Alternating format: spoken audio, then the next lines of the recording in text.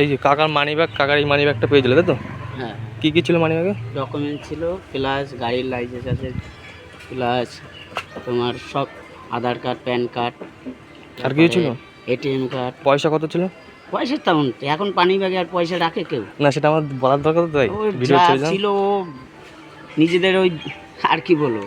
তাই money bag ভিডিওটা আমি ফেরত দিচ্ছি, কাকু এসছে কাকুর মানি ব্যাগ নিতে, কাকুকে আমি মানি ব্যাগটা ফেরত দিচ্ছি। দেখো তোমারটা তুমি চেক করে দেখে নাও, সব কিছু দেখে নাও তোমার। এটা চাবি ছিল মানে?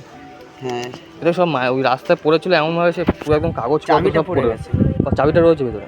আছে। হ্যাঁ ভিতরে রেখে দিয়েছি, সব রাস্তার মধ্যে ছড়ানো ছিল একদম। হ্যাঁ পড়েছিল, আমি বুঝতে পেরেছি। চাবি আমি তো কালকে কেন নাম্বার খোঁজাখুঁজি করছি, কোনো নাম্বারও পাচ্ছিলাম না। তা তোমার সেই নাম্বার করা সেভ করেছিল, বাংলাদেশে সেভ করা রয়েছে। এই ফোন করলাম তাও তোমার ঠিকানা পেলাম না। তারপর তো একজন আমার বন্ধু বললো যে তুমি ওই গ্যারেজের সামনে মানি ব্যাগের কথা বলছিলাম। আমার বন্ধু ওই ভিডিও দেখার পরে আমাকে বলছি যে তুই মানি ব্যাগের ভিডিও ছেড়েছিস, একটা লোক খুঁজছিল মানি ব্যাগটা।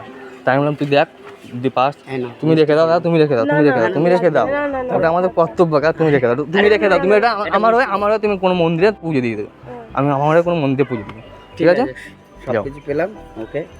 এইটা রাখলাম, এই ভিডিওটা আমি আপলোড করলাম, কোনো প্রবলেম নেই তো? না। ঠিক আছে।